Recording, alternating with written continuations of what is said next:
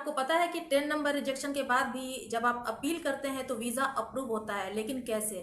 आप लोग कौन सी ऐसी गलती कर रहे हैं? अपनी तरफ से आप डॉक्यूमेंट्स जो है सही तरीके से प्रिपेयर कर रहे हैं, लेकिन क्या ऐसे मिस्टेक कर रहे हैं कि आप लोग अपील करने के बाद भी आपका वीज़ा अप्रूव नहीं हो रहा है? क्यों नहीं हो रहा है? तो मेरे एक व्यूवर से कल मेरी बात हुई कि उनका जो है रिजेक्शन आया था 10 नंबर रिजेक्शन, उसके बाद भी उनका वीज़ा अप्रूव हो गया। मोस्टली केसेस में आप लोगों ने देखा होगा कि 8 नंबर, 9 नंबर एंड 10 नंबर का रिजेक्शन बहुत सारे लोगों को दिया जाता है। तो मैं आपको हमेशा बोलती हूँ कि कंपनी बहुत मैटर करती है। आप अपनी कंपनी से बात करो, एम्प्लॉयर से बात करो, कंपनी के टच में रहो।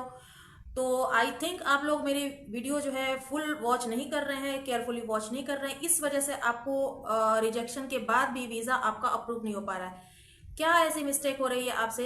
कौन सी डॉक्यूमेंट्स जो है उसमें नहीं है जिसकी वजह से आपका वीज़ा अप्रूव नहीं हो? ये वीडियो जो है आपके लिए बहुत ही इंपॉर्टेंट है। जैसा कि आपको पता है कि 10 नंबर रिजेक्शन आता है और रिजेक्शन के बाद आप अपील करते हैं। तो 10 नंबर रिजेक्शन का रीज़न यही होता है कि आप उस कंट्री में जाने के बाद अपनी होम कंट्री रिटर्न बैक नहीं आएंगे। तो ये उनके कहने का तरीका है, और मैंने आपको हमेशा से अपील करने के लिए यही बोला है कि आप अपनी कंपनी से सपोर्ट लो और अपने एम्प्लॉयर से बात करो, क्योंकि कंपनी जो है बहुत ही ज़्यादा मैटर करती है। उनको मेल करना होता है एम्बेसी को। अगर कंपनी आपकी एम्बेसी को मेल करती है और साथ ही साथ आप सपोर्टिंग डॉक्यूमेंट्स जो है, स्ट्रॉन्ग सपोर्टिंग डॉक्यूमेंट्स अगर ऐड करते हैं, तो आप इस रिजेक्शन से बच जाते हैं और आपका रिजेक्टेड वीज़ा भी अप्रूव हो जाता है। तो इस नंबर का रिजेक्शन आपको नहीं आएगा अगर ये काम अभी भी आप जो लोग एप्लीकेशन कर रहे हैं, जिनका अपॉइंटमेंट अभी नहीं आया है और जिनका अपॉइंटमेंट आने वाला है, तो ये मैं आपको बताऊंगी आगे चल के कि आपको क्या करना है। जिनके बारे में मैं डिस्कशन कर रही हूँ, आप सोच रहे होंगे कि क्यों मैं उनके बारे में बता रही हूँ। ऐसा इसलिए है कि कल को ये आपके साथ भी हो सकता है, और ये होता भी है। मोस्टली केसेस में ये 10 नंबर रिजेक्शन आता है, या 8 नंबर या 9 नंबर भी रिजेक्शन आता है। तो जब भी आपके साथ ऐसा हो तो आपको अपनी कंपनी से कांटेक्ट करना है। कंपनी ने ही उनको स्ट्रॉन्ग डॉक्यूमेंट सेंड किए थे, लेकिन ऐसा नहीं है कि सिर्फ कंपनी के डॉक्यूमेंट से ही वीज़ा अप्रूव हो जाएगा। आपको उसके साथ सपोर्टिंग डॉक्यूमेंट्स भी अटैच करने होंगे, जिसमें कि आपका जो कवर लेटर होता है बहुत ही इंपॉर्टेंट डॉक्यूमेंट होता है। तो इस कवर लेटर का कंटेंट इतना अच्छा रखना है कि वीज़ा ऑफिसर जो है कन्विंस हो जाए। तो कंपनी का सपोर्टिंग और स्ट्रॉन्ग डॉक्यूमेंट और आपका जो है स्ट्रॉन्ग एविडेंस या स्ट्रॉन्ग डॉक्यूमेंट जो है अटैच करेंगे विद कवर लेटर अच्छे कंटेंट के साथ, तो आपका रिजेक्टेड वीज़ा भी अप्रूव हो जाता है। आप अपील करने जाते हैं और अगर आप सपोज विजिट करने गए या फिर आपने उनको बाय कुरियर डॉक्यूमेंट जो है सेंड किया, लेकिन आपने उसमें कवर लेटर जो है उसमें सेंड नहीं किया है, उसमें आपने कवर लेटर अटैच नहीं किया है, तो जब आपसे वीज़ा ऑफिसर पूछते हैं कि कवर लेटर दीजिए, तो उस टाइम पर तो आप प्रोवाइड नहीं कर सकते कवर लेटर। तो कवर लेटर जो है बहुत ही ज़्यादा इंपॉर्टेंट डॉक्यूमेंट होता है। और आप लोग जब अपील करते हैं तो अपनी तरफ से आपने सारे डॉक्यूमेंट्स दे दिए, उसके बाद भी रिजेक्शन आता है, देन आप री अपील करते हैं, उसके बाद भी वीज़ा अप्रूव नहीं होता है, तो आपने मिस्टेक कहाँ की है? आपने मिस्टेक वहाँ की है जहां से आपको मिस्टेक नहीं करना चाहिए। प्रॉपर तरीके से आपको कंपनी से सपोर्ट लेना है, प्रॉपर तरीके से आपको कंपनी से मेल करवानी है एम्बेसी को। मैं हमेशा आपको बोलती हूँ अपनी कंपनी में बात करो और अपनी एम्प्लॉयर से बात करो। आप अपनी कंपनी को बोलो मेल करने के लिए, मैंने बहुत सारे वीडियोज में ये बताया है। तो अब आपको इस बात का ध्यान रखना, जो अपॉइंटमेंट की बात कर रहे हैं, जिनको अपॉइंटमेंट अभी नहीं मिली है उनको भी मिल जाएगी, लेकिन हर दिन अपॉइंटमेंट की डेट मेरे पास आ रही है मेरे व्यूअर्स की कि उनकी अपॉइंटमेंट जो है कंफर्म हो चुकी है। किसी को 16 फरवरी की मिली है, किसी को 10 फरवरी की मिली है, किसी को 29 जनवरी की मिली है। हर दिन अपॉइंटमेंट के मैसेजेस मेरे पास आ रहे हैं। तो आपको इससे मोटिवेशन मिलेगा कि अपॉइंटमेंट जो है अब सभी को मिल रही है। नया साल आ चुका है, न्यू रूल्स जो हैं वो सब कुछ चेंज हो चुका है। तो अब आपको डरने की ज़रूरत नहीं है। पोलैंड का वीज़ा रेशियो जो है धीरे धीरे ठीक हो रहा है, और अप्रैल के बाद ये बिल्कुल अच्छे तरीके से ठीक हो जाएगा। जिन लोगों को अपॉइंटमेंट नहीं मिली है उनको भी अपॉइंटमेंट मिल जाएगा। तो इस वीडियो को ज़्यादा से ज़्यादा शेयर कीजिए जिनका भी रिजेक्शन आ रहा है, ताकि उनको इस वीडियो से हेल्प मिल सके और उनका रिजेक्शन ना आए। अगर वो मिस्टेक वीज़ा एप्लीकेशन करने से पहले अगर नहीं करते हैं तो उनका भी रिजेक्शन जो है नहीं आएगा। मैं आपको स्टेप बाय स्टेप समझाती हूँ कि आपको वीज़ा एप्लीकेशन जब आप करते हैं देन आपको अपॉइंटमेंट की डेट मिलती है, और अपॉइंटमेंट की डेट आने पर आप सारे डॉक्यूमेंट्स को सबमिट करते हैं। अपनी तरफ से आपने सारे प्रिपरेशन कर लिए, अपोस्टाइल करा लिया, अटेस्टेशन करा लिया, कवर लेटर भी बना लिया, सब कुछ चेकलिस्ट के अकॉर्डिंग आपने डॉक्यूमेंट्स को प्रिपेयर कर लिए। और उसके बाद भी सारे डॉक्यूमेंट्स को सबमिट करने के बाद भी जो 15 डेज के बाद जो डिसीजन आता है कि वीज़ा अप्रूव हुआ या रिजेक्ट हुआ, तो डिसीजन में आपको ये आता है कि आपको 10 नंबर का रिजेक्शन या फिर जिस भी नंबर का रिजेक्शन आया, रिजेक्शन आपको मिल गया। तो मैं आपको इसलिए बता रही हूँ कि ये आपके साथ इसलिए होता है कि आपको ये चीज़ फॉलो करनी है कि जिनका वीज़ा अप्रूव हुआ है उनको ऑफिस में, उनको ऑफिसर ने, मोस्टली केसेस में नहीं होता है, उनको ऑफिसर ने ही ये बताया कि उनका वीज़ा रिजेक्ट किया गया है।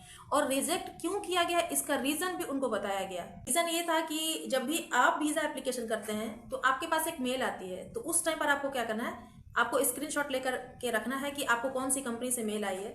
देन जब आपका रिजेक्शन आता है तब भी आपके पास मेल आती है, तो उस टाइम भी आपको मैच करना है कि आपको उसी कंपनी से मेल आई है। यही रीज़न था कि रिजेक्शन आया था।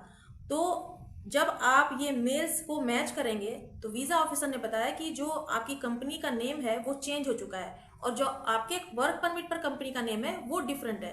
तो यहाँ पर आपको यही चीज़ चेक करनी है कि जिस कंपनी ने वर्क परमिट आपको इशू किया है, क्या वही वर्क परमिट, क्या वही कंपनी है जिसने आपको मेल भी किया है। क्योंकि एम्बेसी में जो जिस कंपनी ने मेल किया था वो दूसरी कंपनी थी, वो बंदा भी दूसरा था, और जिस कंपनी से वर्क परमिट इशू किया गया था वो कंपनी दूसरी थी।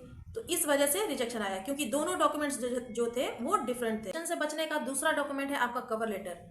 सपोज आप पासपोर्ट कलेक्ट करने जाते हैं, उस टाइम पर कभी कभी वीज़ा ऑफिसर आपको बता देते हैं कि आप ये डॉक्यूमेंट सबमिट करो तो आपका वीज़ा अप्रूव हो जाएगा, मतलब कि वहाँ पर आपका कवर लेटर मिसिंग है। अगर आप कवर लेटर भी उसका कंटेंट अच्छा रखेंगे, सपोज आपने वर्क परमिट एप्लीकेशन किया है वेयर हाउस वर्कर के लिए और आपने कवर लेटर में मेंशन कर दिया है क्लीनिंग वर्कर के लिए या फिर फोकलिफ्ट ऑपरेटर के लिए, कवर लेटर में मेंशन किया है कि आपने इस एप्लीकेशन के लिए, इस वर्क परमिट पर इस एप्लीकेशन को किया है, तो कवर लेटर पे मेंशन कुछ और है और वर्क परमिट पर कुछ और मेंशन किया गया है, तो ये दोनों डॉक्यूमेंट जो है डिफरेंट हो गए। तो डिफरेंट केसेस में ही ये रिजेक्शन आता है, क्योंकि कोई भी डॉक्यूमेंट जो है मिसमैच नहीं होना चाहिए।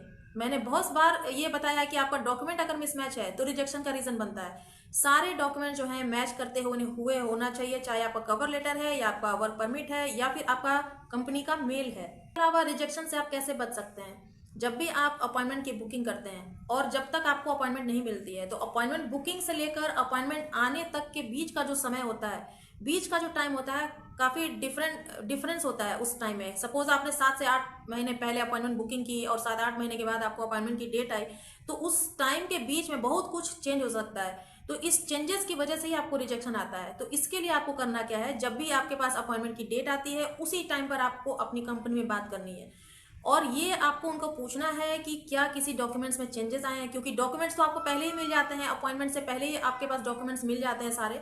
कॉन्ट्रैक्ट लेटर है आपका, अकोमोडेशन लेटर है आपका, कॉन्ट्रैक्ट ऑफ मैंडेट है या कंपनी का KRS है, कंपनी का NIP नंबर है, ये सारे डॉक्यूमेंट जो है आप तक पहुंच जाते हैं। लेकिन अपॉइंटमेंट आने के बाद आपको कंपनी में सबसे पहले आपको बात करनी है। अपनी कंपनी में बात करके आप उस कंपनी का मेल भी चेक कीजिए, उस कंपनी का लोकेशन चेक कीजिए, NIP नंबर है, KRS नंबर है, आपको जो गारंटी लेटर मिला है उसके बारे में बात कीजिए, अकोमोडेशन लेटर के बारे में बात कीजिए कि कहीं चेंज तो नहीं हो गया है। ये सब कुछ आपको चेक करना है, कुछ भी मिसमैच नहीं होना चाहिए। इससे आपको ऐसा समझना है कि सपोज आपको मेल आई है डस्टमैन कंपनी से और आपको जो वर्क परमिट इशू किया गया है वो मैन पावर एजेंसी से आई है, तो इससे क्या होगा कि आपके वर्क परमिट पर जो कंपनी मेंशन है और आपके मेल जो आ रही है दूसरी कंपनी से आ रही है, तो ये डिफरेंस जो है ऐसे ही क्लियर होता है, जो कि आपके रिजेक्शन का रीजन बनता है।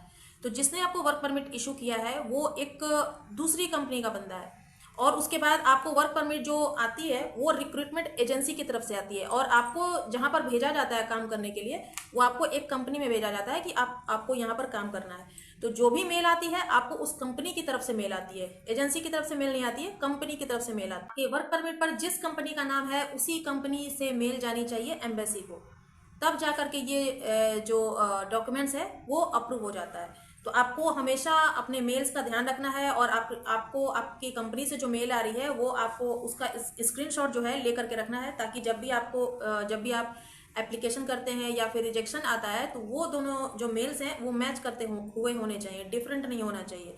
तो कुछ भी मिसमैच नहीं होना चाहिए ताकि वो रिजेक्शन का रीज़न बन जाए। डॉक्यूमेंट डिफरेंट होता है, अपॉइंटमेंट देर होती है, तो डॉक्यूमेंट जो है चेंज हो सकते हैं, अकोमोडेशन चेंज हो सकता है, गारंटी लेटर चेंज हो सकता है, कुछ भी हो सकता है। तो इन सब बातों का आपको ध्यान रखना है। जब तक आपकी अपॉइंटमेंट की डेट आती है आपको हमेशा अपनी कंपनी से सबसे पहले कांटेक्ट करना है। तो डॉक्यूमेंट अच्छा रखिए, अपने कवर लेटर का कंटेंट अच्छा रखिए, तो वीज़ा अप्रूव होने में टाइम नहीं लगता है। अगर आप चाहते हैं कि आपका रिजेक्शन ना आए, फर्स्ट टाइम में ही आपका वीज़ा जो है अप्रूव हो जाए, तो जो भी मैंने अभी स्टेप्स बताए हैं इसको फॉलो कीजिए। और अगर रिजेक्शन आ भी जाते हैं तो आपको क्या करना है, सबसे पहले आपको कंपनी से सपोर्ट लेना है, कंपनी से मेल लगवानी है एम्बेसी को, और कंपनी से आपको स्ट्रॉन्ग डॉक्यूमेंट्स लेने हैं। इन सारे स्टेप्स को अगर आप फॉलो करेंगे तो आपको 99% जो वीज़ा है रिफ्यूज़ल के बाद भी अप्रूव हो जाएगा। मुझे उम्मीद है कि ये इन्फॉर्मेशन जो है आपके लिए इन्फॉर्मेटिव रहेगी। तो वीडियो पर लाइक कीजिए, शेयर कीजिए, कमेंट कीजिए और शेयर ज़्यादा से ज़्यादा कीजिए, ताकि जितने भी लोग एप्लीकेशन किए हैं और जितने लोगों का अपॉइंटमेंट आने वाला है वो इन स्टेप्स को फॉलो करके अपना वीज़ा जो है अप्रूव करा सकें। तो कुछ नए अपडेट के साथ मिलेंगे नेक्स्ट वीडियो में, तब तक के लिए बाय बाय।